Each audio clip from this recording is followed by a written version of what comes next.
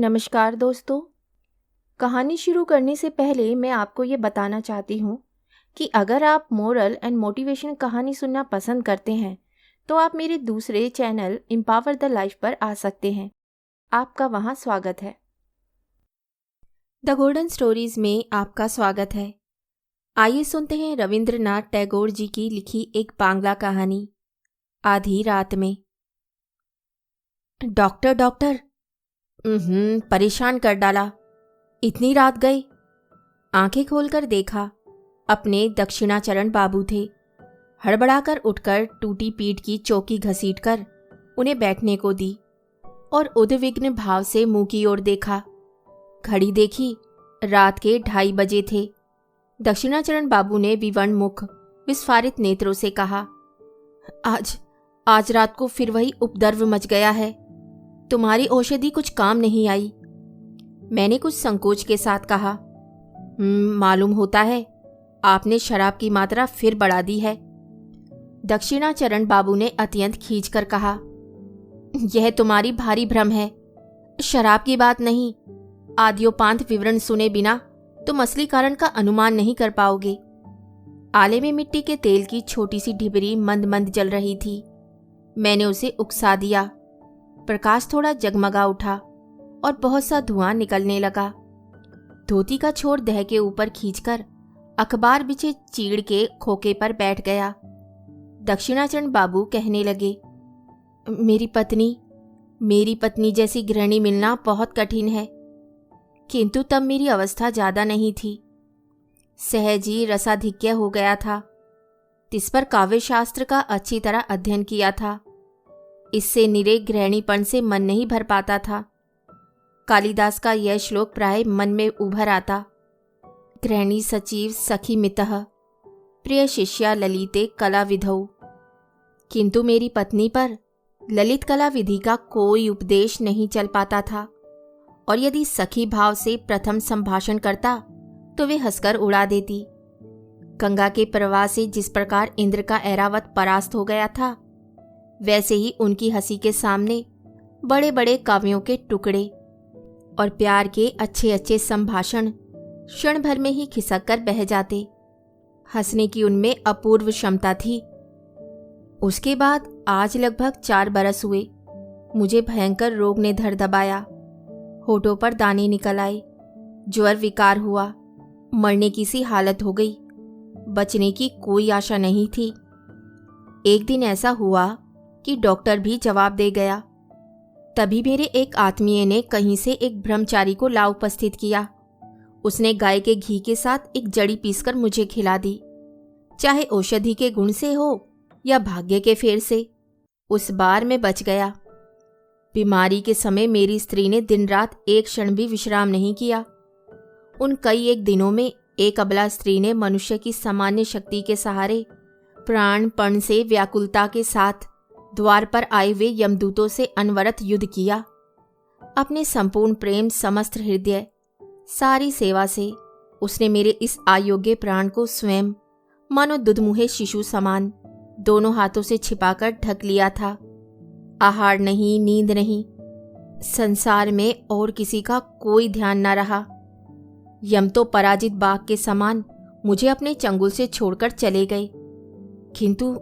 किंतु जाते जाते मेरी स्त्री पर एक प्रबल पंजा मार गए।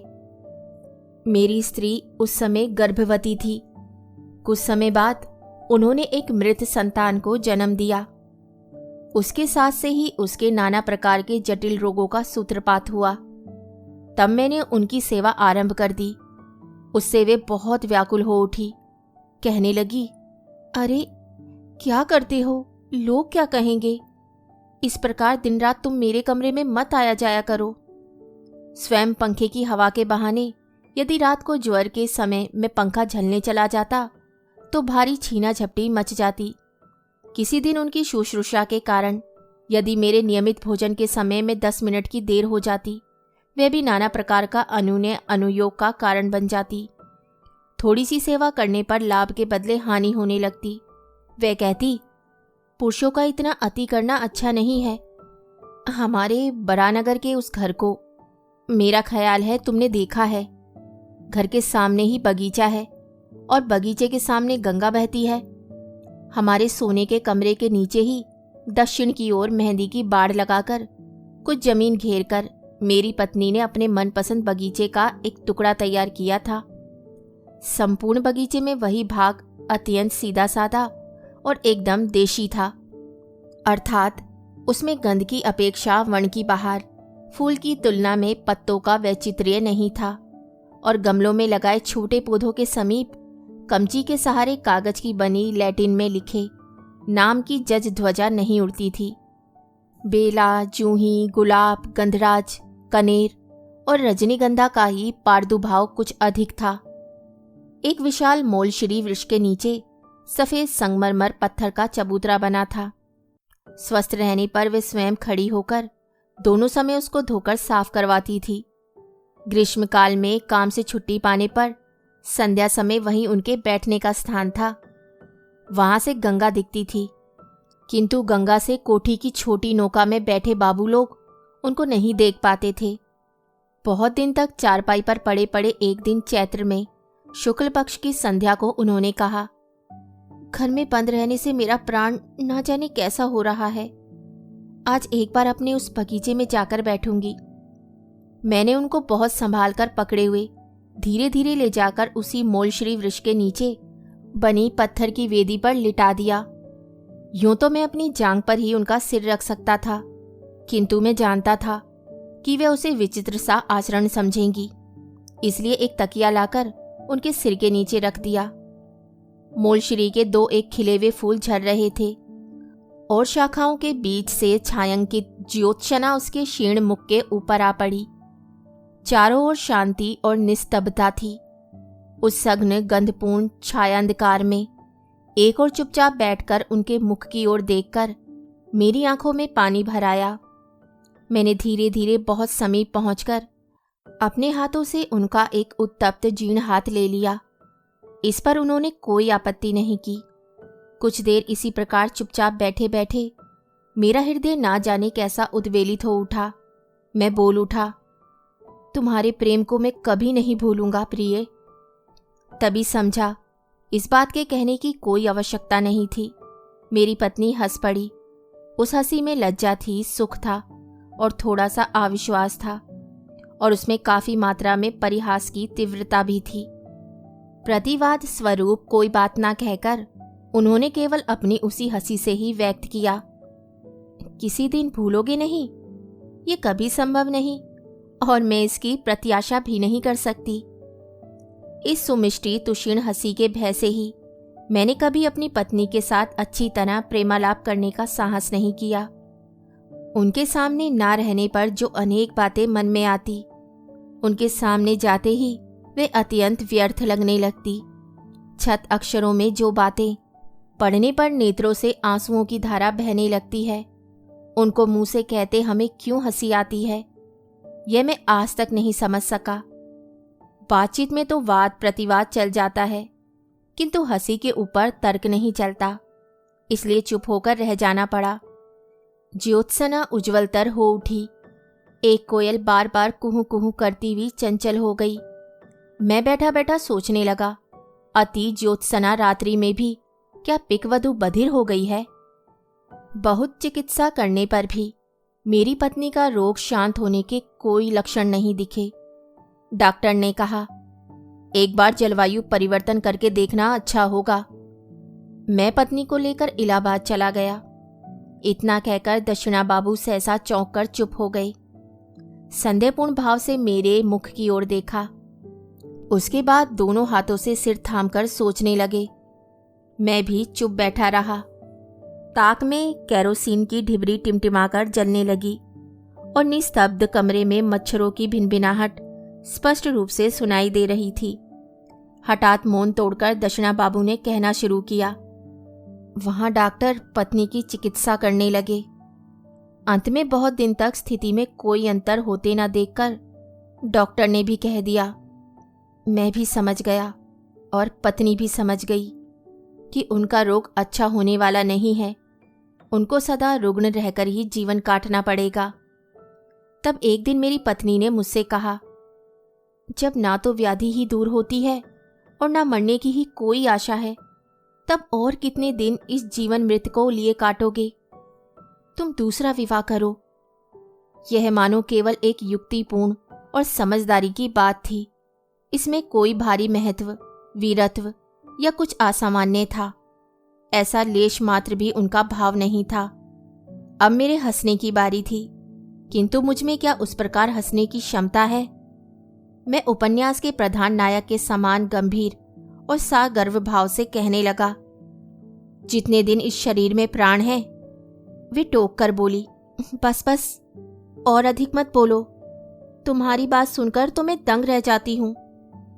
पराजय स्वीकार ना करते हुए मैं बोला, इस जीवन में मैं और किसी से प्रेम नहीं कर सकूंगा। सुनकर मेरी पत्नी जोर से हंस पड़ी। तब मुझे परास्त होना पड़ा। मैं नहीं जानता कि उस समय कभी अपने आप से भी स्पष्ट स्वीकार किया था या नहीं, किंतु इस समय मैं समझ रहा हूं कि उस आरोग्य आशाहीन सेवा कार्य से मैं मन ही मन थक गया था। उस काम में चूक करूंगा, ऐसी कल्पना भी मेरे मन में नहीं थी। अतएव चिर जीवन इस चिर रुग्ण को लेकर बिताना होगा, यह कल्पना भी मुझे पीड़ाजनक प्रतीत हुई। यौवन की प्रथम बेला में जब सामने देखा था, तब प्रेम की कुहक में, सुख के आश्वासन में, सौंदर्य की मरीचिका में मुझे अपना समस्त भावी जीवन खिलता हुआ दिखाई दिया था। अब आज से लेकर अंत तक केवल आशाहीन सुदीर्घ प्यासी मरुभूमि। मेरी सेवा में ये आंतरिक थकान उन्होंने अवश्य ही देख ली थी। उस समय मैं नहीं जानता था, किंतु अब जरा भी संदेह नहीं है कि वे मुझे संयुक्ताक्षरहीन शिक्षा के प्रथम भाग के समान बहुत ही आसानी से समझ लेती थी। इसीलिए जब उपन्यास का नायक बनकर मैं गंभीर मुद्रा में उनके पास कवित्व प्रदर्शित करने जाता, तो वे बड़े कृत्रिम स्नेह किंतु अनिवार्य कौतुक के साथ हंस उठती। मेरे अपने अगोचर अंतर की सब बातों को भी वे अंतर्यामी के समान जानती थी। इस बात को सोचकर आज भी लज्जा से मर जाने की इच्छा होती है। डॉक्टर हारान हमारे स्वजातीय थे। उनके घर प्राय मेरा निमंत्रण रहता। कुछ दिनों के आने जाने के बाद डॉक्टर ने अपनी कन्या के साथ मेरा परिचय करा दिया। कन्या अविवाहित थी, उसकी उम्र 15 की रही होगी। डॉक्टर ने कहा कि उनको मन के अनुकूल पात्र नहीं मिला, इसलिए उन्होंने उसका विवाह नहीं किया। किंतु बाहर के लोगों से अफवाह सुनता कि कन्या के कुल में दोष था, किंतु और कोई दोष नहीं था। जैसी सुंदर थी वैसी ही सुशिक्षिता। इस कारण कभी कभी एकाध दिन उनके साथ नाना विषयों पर आलोचना करते करते घर लौटते मुझे रात हो जाती। पत्नी की औषधि देने का समय निकल जाता। वे जानती थी कि मैं डॉक्टर के घर गया हूं, किंतु उन्होंने एक भी दिन विलंब के कारण के विषय में प्रश्न तक नहीं किया। मरुभूमि में फिर एक बार मरीचिका दिखाई देने लगी। तृष्णा जब गले तक आ गई थी, तभी आंखों के सामने लबालब स्वच्छ जल कलकल छलछल करने लगा। इस स्थिति में मन को प्राणपण से रोकने पर भी मोड़ नहीं सका। रोगी का कमरा मुझे पहले से दुगना निरानंद लगने लगा। तब सेवा करने और औषधि खिलाने का नियम सब प्राय भंग होने लगा। डॉक्टर हारान बीच बीच में मुझसे प्राय कहते रहते, जिनका रोग अच्छा होने की संभावना नहीं है, उनका मरना ही भला है, क्योंकि जीवित रहने से उनको स्वयं भी सुख नहीं मिलता और दूसरों को भी दुख होता है। साधारण रूप से ऐसी बात कहने में कोई दोष नहीं, तथापि मेरी स्त्री को लक्ष्य करके इस प्रकार के प्रसंग का उठाना उनके लिए उचित ना था। किंतु मनुष्य के जीवन मरण के विषय में डॉक्टरों के मन में ऐसे अनुभूति शून्य होते हैं कि वे ठीक प्रकार से हमारे मन की हालत नहीं समझ सकते। सहसा एक दिन बगल के कमरे से सुना, मेरी पत्नी हरान बाबू से कह रही थी, डॉक्टर, फिजूल में इतनी औषधियां खिला खिलाकर कर्ज क्यों बढ़ा रहे हो? जब मेरी जान ही एक लाइलाज बीमारी है, तब कोई ऐसी दवा दो कि ये जान ही निकल जाए और जान छूटे। डॉक्टर ने कहा, छी छी छी, ऐसी बातें ना करें। यह सुनकर मेरे हृदय को एक बारगी बड़ा आघात पहुंचा। डॉक्टर के चले जाने पर मैं अपनी स्त्री के कमरे में जाकर उनकी चारपाई के सिरहाने बैठ गया। उनके माथे पर धीरे धीरे हाथ फेरने लगा। वे बोली, ये कमरा बड़ा गर्म है, तुम बाहर जाओ, टहलने जाने का समय हो गया है। थोड़ा टहले बिना रात को तुम्हें भूख नहीं लगेगी। टहलने जाने का अर्थ था डॉक्टर के घर जाना। मैंने उनको समझाया था कि भूख लगने के लिए थोड़ा टहल लेना विशेष आवश्यक है। आज मैं निश्चयपूर्वक कह सकता हूँ, वह प्रतिदिन की मेरी इस छलना को समझती थी। मैं ही निर्बोध था जो सोचता था कि यह निर्बोध है। यह कहकर दक्षिणा बाबू हथेली पर सिर टिकाए बहुत देर तक मौन बैठे रहे। अंत में बोले, मुझे एक गिलास पानी ला दो। पानी पीकर कहने लगे, एक दिन डॉक्टर बाबू की पुत्री मनोरमा ने मेरी पत्नी को देखने के लिए आने की इच्छा प्रकट की। पता नहीं क्यों उनका ये प्रस्ताव मुझे अच्छा नहीं लगा, किंतु प्रतिवाद करने का कोई कारण ना था। वे एक दिन संध्या को मेरे घर आ उपस्थित हुई। उस दिन मेरी पत्नी की पीड़ा अन्य दिनों की अपेक्षा कुछ बढ़ गई थी। जिस दिन उनका कष्ट बढ़ता उस दिन वे अत्यंत स्थिर और चुपचाप रहती। केवल बीच बीच में मुट्ठियां बंध जाती और मुंह नीला हो जाता। इसी से उनकी पीड़ा का अनुमान होता। कमरे में कोई आहट नहीं थी। मैं बिस्तर के किनारे चुपचाप बैठा था। उस दिन टहलने जाने का मुझसे अनुरोध करे इतनी सामर्थ्य उनमें नहीं थी, या हो सकता है मन ही मन उनकी ये इच्छा हो रही हो कि अत्यधिक कष्ट के समय मैं उनके पास रहूं। चौंध न लगे, इससे केरोसिन की बत्ती दरवाजे के पास थी। कमरा अंधेरा और निस्तब्ध था। केवल कभी कभी पीड़ा के समय कुछ शांत होने पर मेरी पत्नी का दीर्घ निश्वास सुनाई पड़ता था। इस समय मनोरमा कमरे के दरवाजे पर आ खड़ी हुई। उल्टी ओर से बत्ती का प्रकाश आकर मुख पर पड़ा। प्रकाश से चौंधिया जाने के मारे कमरे में कुछ भी ना देख पाने के कारण वे कुछ क्षणों तक दरवाजे के पास खड़ी इधर उधर करने लगी। मेरी स्त्री ने चौंक कर मेरा हाथ पकड़कर पूछा, वह कौन है? अपनी उस दुर्बल अवस्था में सहसा अपरिचित व्यक्ति को देखकर उन्होंने डरकर मुझसे 2-3 बार अस्पष्ट स्वर में प्रश्न किया, कौन है? वह कौन है जी?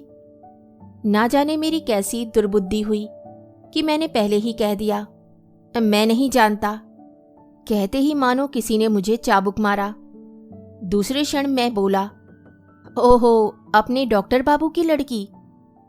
पत्नी ने एक बार मेरे मुख की ओर देखा। मैं उनके मुख की ओर नहीं देख सका। दूसरे ही क्षण उन्होंने क्षीण स्वर में अभ्यागत से कहा, आप आइए। मुझसे बोली, उजाला करो। मनोरमा कमरे में आकर बैठ गई। उनके साथ मरीज की थोड़ी बहुत बातचीत चलने लगी। इसी समय डॉक्टर बाबू आ उपस्थित हुए। वे अपने औषधालय से 2 शीशी औषधि साथ ले आए थे। उन शीशियों को बाहर निकालते हुए वे मेरी पत्नी से बोले, यह नीली शीशी मालिश करने के लिए और यह खाने के लिए। देखिए, दोनों को मिलाइएगा नहीं, और यह औषधि भयंकर विष है। मुझे भी एक बार सावधान करते हुए दोनों दवाइयों को चारपाई के पास मेज पर रख दिया। विदा लेते समय डॉक्टर ने अपनी पुत्री को बुलाया। मनोरमा ने कहा, पिताजी, मैं यहाँ रह जाऊं? साथ में कोई महिला नहीं है, इनकी सेवा कौन करेगा? मेरी स्त्री व्याकुल हो उठी, बोली, नहीं नहीं, आप कष्ट ना कीजिए। पुरानी नौकरानी है, वे माँ की भांति मेरी सेवा करती है। डॉक्टर हंसते हुए बोले, ये लक्ष्मी स्वरूपा है, चिरकाल से दूसरे की सेवा करती आ रही है, दूसरे की सेवा सहन नहीं कर सकती। पुत्री को लेकर जाने की तैयारी कर ही रहे थे कि उसी समय मेरी स्त्री बोली, डॉक्टर बाबू, ये इस बंद कमरे में बहुत समय से बैठे हैं, इनको थोड़ी देर बाहर घुमा ला सकते हैं? डॉक्टर बाबू ने मुझसे कहा, चलिए ना, आपको नदी के किनारे थोड़ा घुमा लाएं। मैं तनिक आपत्ति प्रकट करने के बाद शीघ्र ही राजी हो गया। डॉक्टर बाबू ने चलते समय दवाइयों की दोनों शीशियों के संबंध में फिर मेरी पत्नी को सावधान कर दिया। उस दिन मैंने डॉक्टर के घर ही भोजन किया। लौटने में रात हो गई। आकर देखा मेरी स्त्री छटपटा रही थी। मैंने पश्चाताप से पीड़ित होकर पूछा, क्या तुम्हारी तकलीफ बढ़ गई है? वे उत्तर ना दे सकी, चुपचाप मेरे मुख की ओर देखने लगी। उस समय उनका गला रुंध गया था। मैं तुरंत रात में ही डॉक्टर को बुला लाया। डॉक्टर आकर पहले तो बहुत देर तक कुछ समझ ही ना सके। अंत में उन्होंने पूछा, क्या तकलीफ बढ़ गई है? एक बार दवा की मालिश करके क्यों ना देखा जाए? ये कहते हुए उन्होंने टेबल से शीशी उठाकर देखी। वह खाली थी। मेरी पत्नी से पूछा, क्या आपने गलती से ये दवा खाई है? मेरी पत्नी ने गर्दन हिलाकर चुपचाप बताया, हाँ। डॉक्टर तुरंत अपने घर से पंप लाने के लिए गाड़ी में दौड़े। मैं अर्धमूर्छित सा पत्नी के बिस्तर पर पड़ गया। उस समय जिस प्रकार माता पीड़ित शिशु को सांत्वना देती है, उसी प्रकार उन्होंने मेरे सिर को अपने वक्षस्थल के पास खींचकर हाथों के स्पर्श द्वारा मुझे अपने मन की बात समझाने की चेष्टा की। केवल अपने उस करुण स्पर्श के द्वारा ही वे मुझसे बार बार कहने लगी, दुखी मत होना, अच्छा ही हुआ, तुम सुखी रहोगे। यही सोचकर मैं सुख से मर रही हूं। जब डॉक्टर लौटे तो जीवन के साथ साथ मेरी स्त्री यंत्रणाओं का भी अवसान हो गया था। दक्षिणा बाबू फिर से एक बार पानी पीकर बोले, बड़ी गर्मी है।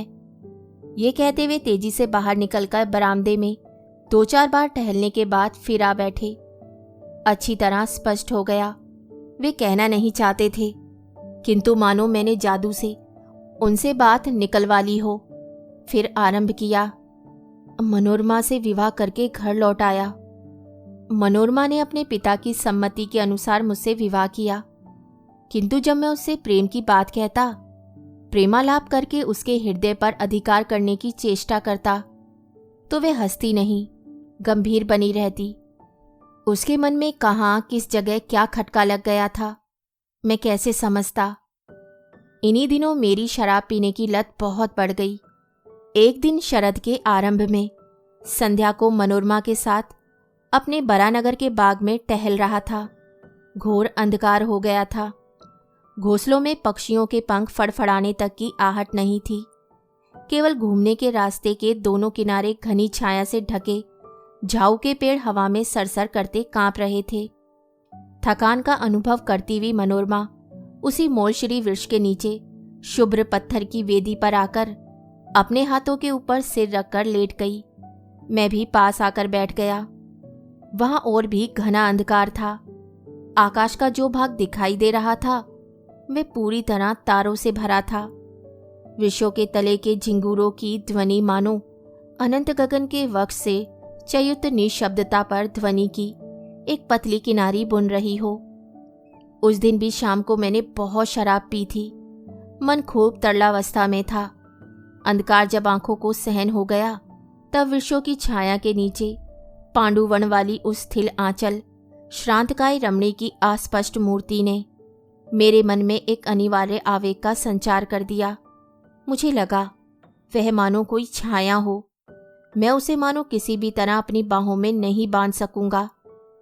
इसी समय अंधेरे झाऊ वृक्षों की चोटियों पर जैसे आग जल उठी हो। उसके पश्चात कृष्ण पक्ष के क्षीण हरिद्रावर्ण चांद ने धीरे धीरे वृक्षों के ऊपर आकाश में आरोहण किया। सफ़ेद पत्थर पर सफ़ेद साड़ी पहने उसी थकी लेटी रमणी के मुख पर ज्योत्सना आकर पड़ी। मैं और ना सह सका। पास आकर हाथों में उसका हाथ लेकर बोला, मनोरमा, तुम मेरा विश्वास नहीं करती, पर मैं तुमसे प्रेम करता हूँ। मैं तुमको कभी नहीं भूल सकता। बात कहते ही मैं चौंक उठा। याद आया, ठीक यही बात मैंने कभी किसी और से भी कही थी। और तभी मोलश्री की शाखाओं के ऊपर होती हुई झाऊ वृक्ष की चोटी पर से होती हुई कृष्ण पक्ष के पीतवर्ण खंडित चांद के नीचे से गंगा के पूर्वी किनारे से लेकर गंगा के सुदूर पश्चिमी किनारे तक हाहा करती एक हंसी अत्यंत तीव्र वेग से प्रवाहित हो उठी। वह मर्म भेदी हंसी थी या अब्र भेदी हाहाकार था, कह नहीं सकता। मैं उसी क्षण मूर्छित होकर पत्थर की वेदी से नीचे गिर पड़ा। मूर्छा भंग होने पर देखा अपने कमरे में बिस्तर पर लेटा हूं। पत्नी ने पूछा, तुम्हें अचानक यह क्या हुआ? मैंने कांपते हुए कहा, तुमने सुना नहीं? समस्त आकाश को परिपूर्ण करती हुई एक हाहा करती हंसी ध्वनित हुई थी। पत्नी ने हंसकर कहा। वह हंसी थोड़े ही थी। पंक्ति बांधकर पक्षियों का एक बहुत बड़ा झुंड उड़ा था। उन्हीं के पंखों का शब्द सुनाई दिया था। तुम इतने से ही डर जाते हो? दिन के समय में मैं स्पष्ट समझ गया कि वे सचमुच पक्षियों के झुंड के उड़ने का ही शब्द था। इस ऋतु में उत्तर दिशा में हंसश्रेणी नदी के कछार में चारा चुगने के लिए आती है, किंतु संध्या हो जाने पर यह विश्वास टिक नहीं पाता था। उस समय लगता मानो चारों ओर समस्त अंधकार को भरती हुई सघन हंसी जमा हो गई हो। किसी सामान्य बहाने से ही अचानक आकाशव्यापी अंधकार को विदीर्ण करके ध्वनित हो उठेगी। अंत में ऐसा हुआ कि संध्या के बाद मनोरमा से मुझे कोई भी बात कहने का साहस न होता। तब मैं बरानगर के अपने घर को त्याग कर मनोरमा को साथ लेकर नौका पर बाहर निकल पड़ा। आगहन के महीने में नदी की हवा से सारा भय भाग गया। कुछ दिनों बड़े सुख में रहा। चारों ओर के सौंदर्य से आकर्षित होकर मनोरमा भी मानो बहुत दिन बाद मेरे लिए अपने हृदय का रुद्र धीरे धीरे खोलने लगी। गंगा पार कर, खड़ पार कर अंत में हम पद्मा में आ पहुंचे। भयकारी पद्मा उस समय हेमंत ऋतु की विवरलीन भुजांगिनी के समान कृष्ण निर्जीव से लंबी शीत निद्रा में मग्न थी, और दक्षिण के ऊंचे किनारे पे गांवों के आमों के बगीचे इस राक्षसी नदी के मुख में करवट बदलती और विदीर्ण तटभूमि छपाक से टूट टूट कर गिर पड़ती। यहाँ घूमने की सुविधा देखकर नौका बांध दी। एक दिन घूमते हुए हम दोनों बहुत दूर चले गए। सूर्यास्त की स्वर्ण छाया विलीन होते ही शुक्ल पक्ष का निर्मल चंद्रालोक देखते देखते खिल उठा। अंतहीन शुभ्र बालू के कछार पर जब अजस्त्र मुक्त उच्छ्वसित ज्योत्सना एकदम आकाश की सीमाओं तक प्रसारित हो गई, तब लगा मानो जनशून्य चंद्रालोक के असीम स्वप्न राज्य में केवल हम दो व्यक्ति ही भ्रमण कर रहे हों। एक लाल शॉल मनोरमा के सिर से उतरता उसके मुख को वेष्टित करते हुए उसके शरीर को ढके हुए था। निस्तब्धता जब गहरी हो गई, केवल सीमाहीन दिशाहीन शुभ्रता और शून्यता के अतिरिक्त जब और कुछ भी ना रहा, तब मनोरमा ने धीरे धीरे हाथ बढ़ाकर जोर से मेरा हाथ पकड़ लिया। अत्यंत पास आकर वे मानो अपना संपूर्ण तन मन जीवन यौवन मेरे ऊपर डालकर एकदम निर्भय होकर खड़ी हो गई। मैंने पुलकित उद्वेलित हृदय से सोचा, कमरे के भीतर क्या भला यथेष्ट प्रेम किया जा सकता है? यदि ऐसा अनावृत मुक्त अनंत आकाश ना हो तो क्या कहीं दो व्यक्ति बंध सकते हैं? उस समय लगा हमारे ना घर हैं, ना द्वार हैं, ना कहीं लौटना है। बस हम इसी प्रकार हाथ लिए आगम्य मार्ग में उद्देश्यहीन भ्रमण करते हुए चंद्रालोकित शून्यता पर पैर धरते मुक्त भाव से चलते रहेंगे। इसी प्रकार चलते चलते एक जगह पहुंचकर देखा, थोड़ी दूर पर बालूका राशि के बीच एक जलाशय सा बन गया है। पद्मा के उतर जाने पर उसमें पानी जमा रह गया था। उस मरु बालूका वेष्टित निस्तरंग निश्चल जल पर विस्तृत ज्योत्सना की रेखा मूर्छित भाव से पड़ी थी। उसी स्थान पर आकर हम दोनों व्यक्ति खड़े हो गए। मनोरमा ने ना जाने क्या सोचकर मेरे मुख की ओर देखा। अचानक उसके सिर पर से शॉल खिसक गया। मैंने ज्योत्सना से खिला हुआ मुंह उसका वे मुंह उठाकर चूम लिया। उसी समय उस जनमानव शून्य निसंग मरुभूमि के गंभीर स्वर में ना जाने कौन 3 बार बोल उठा, कौन है? कौन है? कौन है? मैं चौंक उठा। मेरी पत्नी भी कांप उठी, किंतु दूसरे ही क्षण हम दोनों ही समझ गए कि ये शब्द मनुष्य का नहीं था, अमानवीय भी नहीं था। कछार में विरह करने वाले जलचर पक्षी की आवाज थी। इतनी रात को अचानक अपने निरापद निर्भीत निवास के समीप जनसमागम देखकर वे चौंक उठा था। भैंसे चौंक कर हम दोनों झटपट नौका में लौट आए। रात को आकर बिस्तर पर लेट गए। थकी होने के कारण मनोरमा शीघ्र ही सो गई। उस समय अंधकार में ना जाने कौन मेरी मसहरी के पास खड़ा होकर सुषुप्त मनोरमा की ओर एक लंबी जीर्ण अस्थि पिंजर मात्र उंगली दिखाकर मानो मेरे कान में बिल्कुल चुपचाप अस्फुट स्वर में बारंबार पूछने लगी, कौन है? कौन है? वह कौन है जी? झटपट उठकर दिया सलाई जलाई। उसी क्षण वे छाया मूर्ति विलीन हो गई।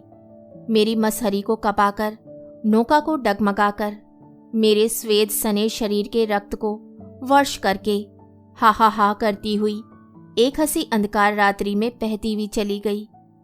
पद्मा को पार कर, पद्मा के कछार को पार कर, उसके तटवर्ती समस्त सुप्त देश, ग्राम, नगर पार कर, मानो वे चिरकाल से देश देशांतर, लोक लोकांतर को पार करती, क्रमशः क्षीण क्षीणतर क्षीणतम होकर सुदूर की ओर चली जा रही थी।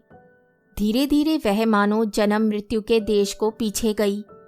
क्रमशः वह मानो सुई के अग्रभाग के समान क्षीणतम हो आई। मैंने इतना क्षीण स्वर पहले कभी नहीं सुना, कल्पना भी नहीं की। मानो मेरे दिमाग में अनंत आकाश हो और वह शब्द कितनी ही दूर क्यों ना जा रहा हो, किसी भी प्रकार मेरे मस्तिष्क की सीमा छोड़ नहीं पा रहा हो। अंत में जब नितांत असह्य हो गया तब सोचा, बत्ती बुझाए बिना सो नहीं पाऊंगा। जैसे ही रोशनी बुझाकर लेटा, वैसे ही मेरी मसहरी के पास, मेरे कान के समीप अंधेरे में वह अवरुद्ध स्वर फिर बोल उठा, कौन है, कौन है, वह कौन है जी? मेरे हृदय का रक्त भी उसी पर ताल देता हुआ क्रमशः ध्वनित होने लगा, कौन है, कौन है, वह कौन है जी? कौन है, कौन है, वह कौन है जी? उसी गहरी रात में निस्तब्ध नौका में मेरी गोलाकार घड़ी भी सजीव होकर अपनी घंटी की सुई को मनोरमा की ओर घुमाकर शेल्फ के ऊपर से ताल मिलाकर बोलने लगी, कौन है, वह कौन है जी? कौन है, कौन है, वह कौन है जी? कहते कहते दक्षिणा बाबू का रंग फीका पड़ गया, उनका गला रुंध आया। मैंने उनको सहारा देते हुए कहा, थोड़ा पानी पीजिए। इसी समय सहसा मेरी केरोसिन की बत्ती लुप लुप करती बुझ गई। अचानक देखा, बाहर प्रकाश हो गया। कौआ बोल उठा। द हिंगल पक्षी सिसकारी भरने लगा। मेरे घर के सामने वाले रास्ते पर भैंसा गाड़ी का चरमर चरमर शब्द होने लगा। दक्षिणा बाबू के मुख की मुद्रा अब बिल्कुल बदल गई। अब भय का कोई चिन्ह ना रहा। रात्रि की कुहक में, काल्पनिक शंका की मतता में मुझसे जो इतनी बातें कह डाली, उसके लिए वे अत्यंत लज्जित और मेरे ऊपर मन ही मन क्रोधित हो उठे। शिष्टाचार प्रदर्शन शब्द के बिना ही वे अकस्मात उठकर द्रुत गति से चले गए। उसी दिन आधी रात में फिर मेरे दरवाजे पर खटखट हुई। Doctor, doctor.